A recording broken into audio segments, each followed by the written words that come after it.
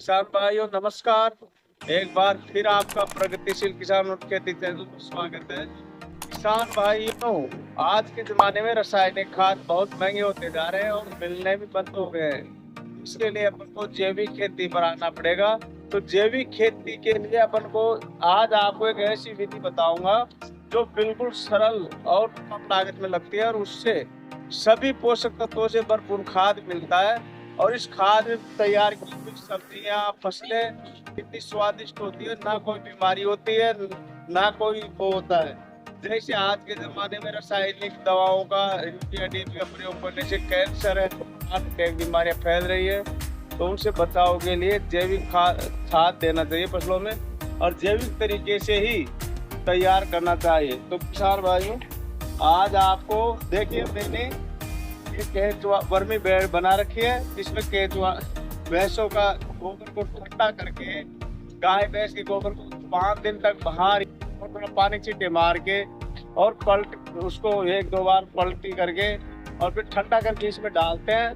फिर केचुआ छोड़ते हैं तो जब केचुआ खा जाते हैं, इसको खा खा के बिल्कुल चाय की पत्ती कर दे के बुरबुरा कर देते हैं। इसकी सबसे पहचान ये केचुआ खाद बन के तैयार होता है। जैसे सफेद कपड़ा है तो इस पर आप ऐसे लगाओ, बिल्कुल दाग नहीं लगेगा।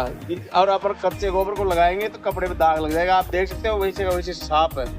ये सबसे अच्छा केचुआ खाद बन के तैयार होता है। तो किसान भाइयों, आज आप केचुआ खाद बनाने की, जिसको वर्मी कंपोस्ट बोलते हैं, उसकी सरल विधि बता रहा हूँ।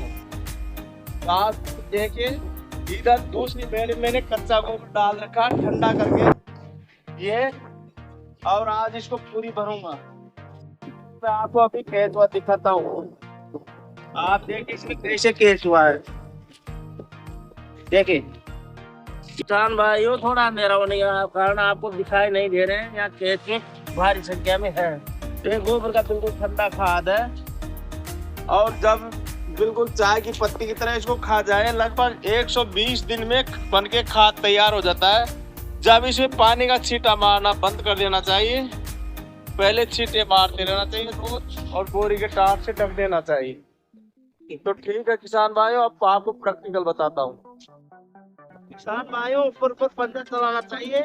ये तो क्या है, केचुए फिर नीचे चले जाएंगे और ऊपर का खाद अपन छान लेंगे।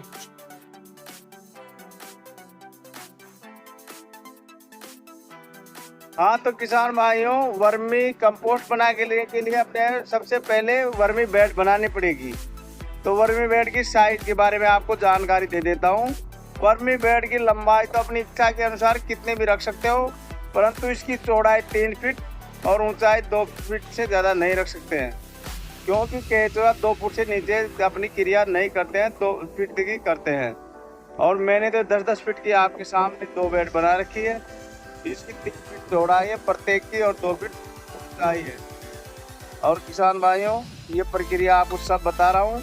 तो ऐसे आपको इसमें गाय भैंस का ताज़ा गोबर को ठंडा करके 4-5 दिन तक पानी का छींटा देके, अभी आपको बताता हूँ अलग जगह ठंडा करना चाहिए। ठंडा करने की जगह मैं आपको बता रहा हूँ मैं कहाँ कर रहा हूँ। तो किसान भाइयों, मैंने 10 दिन पहले ये गोबर डाला था और इसमें रोज पानी के छींटे दे दे के और ऐसे पत्ता चला के ठंडा कर दिया। आप हाथ दे के देख सकते, बिल्कुल ये ठंडा पड़ा है, बिल्कुल गर्म नहीं है। तो इसको अभी बेड में डालेंगे।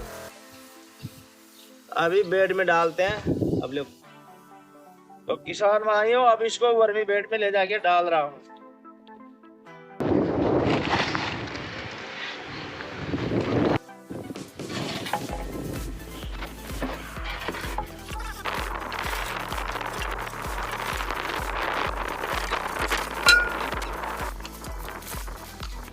बेड में खाद डाल दिया है और अब केचुए भी छोड़ दिए हैं। और अब इसमें पहले 120 दिन पहले का हमने भर के केचुए डाल के छोड़ा था। तो हमने क्या किया कि 10 रोज पहले पानी के छींटे देना बंद कर दिया और उसमें हमें रोज पहले छींटे लगाते रहना पड़ता है पानी को, और पंचा चलाना पड़ता है। हाँ तो किसान भाइयों, मैंने गोबर खाद से बेड भर दी है और अब इसे ऐसे पानी के छींटे दे रहे हैं। केचुए छोड़ दिए गए हैं, ऐसे छींटे देके और बोरी के तार से ढकना पड़ेगा। ऐसे छींटे देंगे।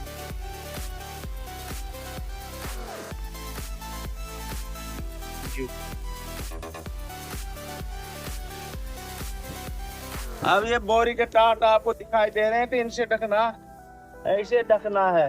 क्या है कि केचुआ अंधेरे में ही क्रियाशील होता है, वो उजाले में नहीं करता है, उजाले में धूप में निष्क्रिय रहता है। तो अपन को ऐसे ढकना पड़ेगा।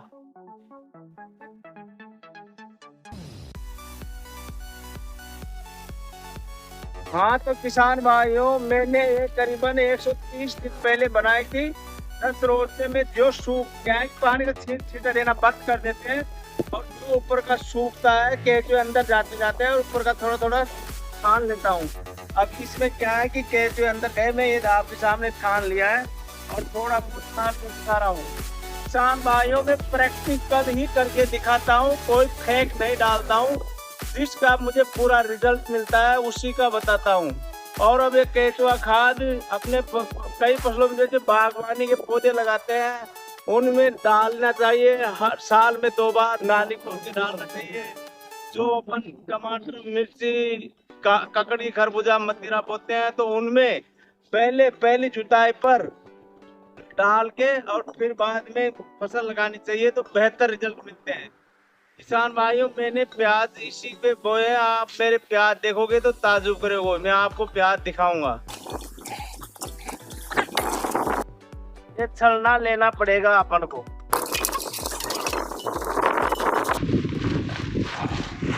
अब इसमें जो अवशेष केचुए के अंडे बचे हैं, वो वापिस उसी में डाल दूंगा, तो वो वापिस उसी में नई गिफ्टी करते रहेंगे।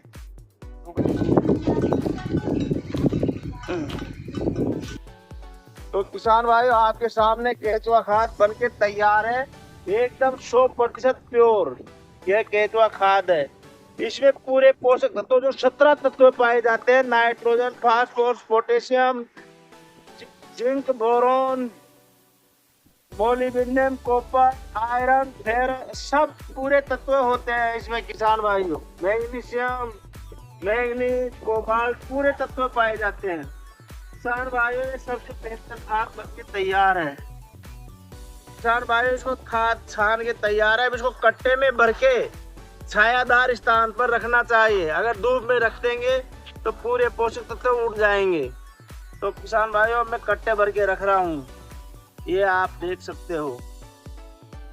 आपको वीडियो कैसा लगा तो कृपया बताने की कृपा करें, लाइक करें, कमेंट करें, और अच्छा लगे तो किसान भाइयों कमेंट करके मुझे बताएं कि आपको वीडियो कैसा लगा। और किसान भाइयों, आप चैनल को सब्सक्राइब करना भूल जाते हैं, तो किसान भाइयों चैनल को सब्सक्राइब करना भी ना भूलें।